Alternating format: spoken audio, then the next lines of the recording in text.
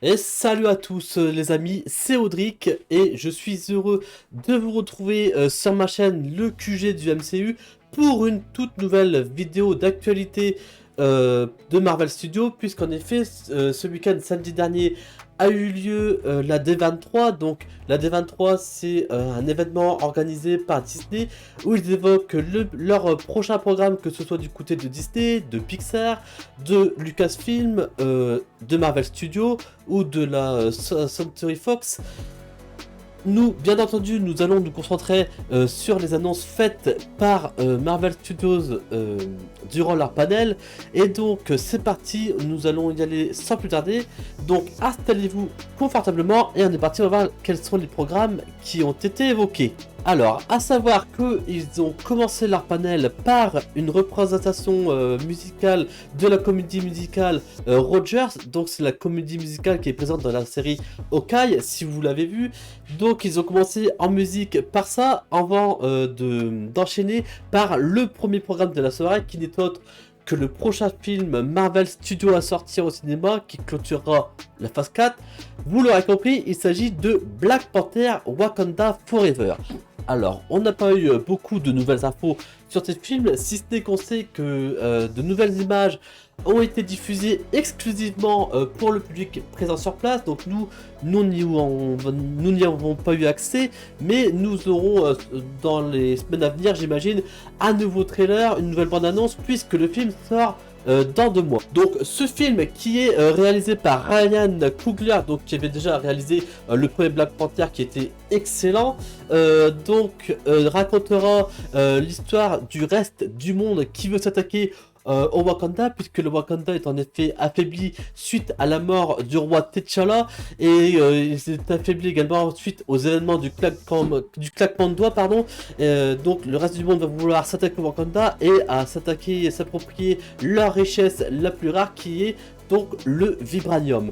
Et l'un des enjeux du film sera également de savoir qui est le nouveau Black Panther. Donc voilà pour ce qui est de Black Panther. Ensuite, ils ont évoqué la future série Marvel Iron Heart, donc, dont le personnage principal, Riri Williams, sera donc dévoilé dans le film Wakanda Forever qui sort prochainement. Et donc cette série Iron Heart, donc, qui est produite par le réalisateur de Black Panther, donc Ryan Coogler, mettra en scène Riri Williams, donc qui est un peu une héritière d'Iron Man, donc qui construira sa propre armure pour combattre le mal. Et on sait qu'un des antagonistes de la série sera The Hood, donc c'est un magicien, donc c'est un voleur qui s'approprie les pouvoirs d'un démon, et donc qui pratique la magie. En tout cas, c'est comme ça qu'il est présenté dans les comics. À voir si dans la série il sera présenté de la même manière, ou si Marvel va modifier son origin story comme c'est courant chez Marvel Studios. Mais on sait que la série explorera la dualité entre la technologie et la magie, ce qui n'a encore jamais été fait du côté de Marvel Studios. On n'en sait pas plus pour l'instant sur cette série, mais elle sort dans un peu plus d'1 an, donc on a encore le temps de voir venir. Alors ensuite, ils en sont venus à parler de Ant-Man et la Guêpe Quantumania, où le casting était présent sur scène, comme pour tous les programmes évoqués. Et donc, ils nous ont été dit que le film sera directement lié à Avengers The Kang Dynasty.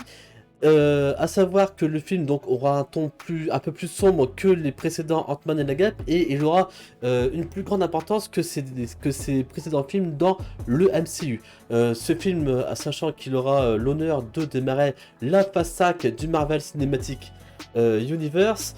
On sait que Scott Lang devra travailler pour Kang pour avoir une chance de sauver sa fille. Et on sait également que pour le public présent sur place, des images ont été montrées, de nouvelles images ont été montrées, mais nous n'y avons pas vu accès. On y aura accès certainement plus tard. Il a été également à confirmer que le personnage de Jimmy Woo, qu'on avait vu dans le précédent Ant-Man et la Guêpe, ainsi que dans la série WandaVision, fera son retour dans ce film. On en vient ensuite à un nouveau programme Marvel Studios qui arrivera en exclusivité le 7 octobre prochain sur Disney+. Alors on sait que le film était en préparation depuis un bon moment et qu'il avait été tourné. Il est enfin officialisé par Marvel. Il s'agit bien évidemment de Werewolf by Night qui est présenté comme une spéciale présentation pour la période d'Halloween. Donc Werewolf by Night, c'est bien entendu un personnage Marvel qui est présenté comme un film, un gros épisode quoi, entre 50 et 60 minutes à peu près de ce qui a fuité. Et donc le film s'inspire des films d'horreur des années 30 et 40, et on peut voir dans la bande-annonce donc qui est accessible sur internet, vous pouvez la trouver sur YouTube, que le film s'inspire réellement des films d'horreur des années 30 et 40. C'est même un petit peu déstabilisant, parce qu'on n'a pas l'habitude à ce genre de programme, et encore moins de la part de Marvel. Et il est clair que ce film ne plaira pas à tout le monde, mais je trouve ça plutôt bien que Marvel se lâche un peu et qu'il nous propose quelque chose de différent que ce à quoi ils nous ont habitués. Après Werewolf by Night, on a eu le droit à un autre trailer. Il s'agit d'une série extrêmement attendue pour le printemps 2023. Il s'agit ici de Secret Invasion, donc qui mettra en avant le personnage de Nick Fury, interprété une nouvelle fois par Samuel L. Jackson, donc qui est une invasion Skrull au niveau des plus hautes sphères du gouvernement. Et donc, c'est la première fois qu'une série Marvel recouvre un arc entier des comics Marvel. En général, c'est plutôt sur des personnages. Et donc, on peut voir dans la bonne annonce que le ton de la série, c'est plutôt un ton dans le style espionnage, un peu comme Captain America, le soldat d'hiver, qui était un excellent film. Et donc, c'est plutôt une bonne nouvelle. Et la bonne annonce donne plutôt vraiment envie. Et on peut voir que le personnage de Nick Fury est encore plus badass qu'avant. Voilà pour ce qui est de Secret Invasion. Ensuite, ils nous ont parlé de la prochaine série Armor Wars, donc de War Machine, avec toujours le colonel James Rhodes qui sera donc le protagoniste principal de cette série.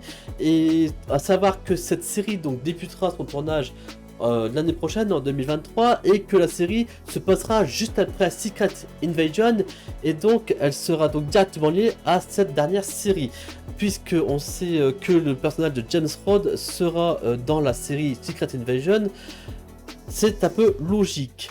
Voilà pour ce qui est d'Armor Wars, pas grand chose à dire de plus. Ensuite, ils nous ont vite fait parler du prochain film, Les 4 Fantastiques. Ils ont dit qu'il n'y aura rien de plus à dire, si ce n'est la confirmation du réalisateur en la personne de Matt Shakman, qui est le réalisateur qui s'était occupé de la série WandaVision, et donc c'est plutôt gage de qualité parce que cette série est vraiment très très bonne. Ensuite, ils nous ont parlé de la série Loki, oui, donc de la saison 2 qui arrivera, elle, à l'été prochain. On n'a pas su grand chose de plus, si ce n'est une annonce de casting en la personne de Ke-Huy Quan, donc excusez-moi par la prononciation, mais c'est un nom asiatique et j'ai un peu de mal. On ne sait pas quel personnage il interprétera, mais il a été annoncé au casting, donc c'est plutôt cool. On sait également que donc Kang sera un personnage prédominant de la série, mais bon, c'est ce qui a été un peu teasé à la fin de la saison 1 de Loki. Il n'y a pas grand chose de plus qui a été dit sur le sujet, donc on passe à la suite. Et la suite, c'est la série Echo, personnage qui nous a été présenté dans la série Hawkeye, qui n'a pas vraiment convaincu. Moi personnellement, il n'est pas vraiment convaincu, mais cette série, j'attends surtout parce que ce sera le retour du personnage donc du Caïd, mais également, normalement, de ce qu'on sait, le personnage de Daredevil sera également présent dans cette série. À savoir que la série donc a terminé son tournage et qu'elle débarquera sur Disney+ l'été prochain.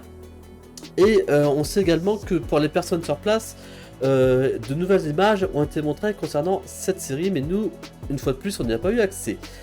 Ensuite, on nous a parlé de la série Daredevil Born Again, qui est extrêmement attendue, tant Daredevil est un personnage apprécié et que la série de Netflix était vraiment de haute qualité. À savoir que cette série ne sera pas donc une saison 4 à la série Netflix, mais bien une nouvelle saison 1 d'une nouvelle série avec de nouvelles histoires et de nouvelles idées. En tout cas, c'est comme ça que l'a présenté Charlie Cox. Mais on n'empêche que Charlie Cox donc reprendra son personnage de Mark Von Murdock dans Daredevil et Vincent D'Onofrio son personnage du Caïd. On sait que la série sera composée de 18 épisodes et qu'elle commencera son tournage en 2023 pour une sortie au printemps 2024, il me semble. Ah, c'est ça, printemps 2024.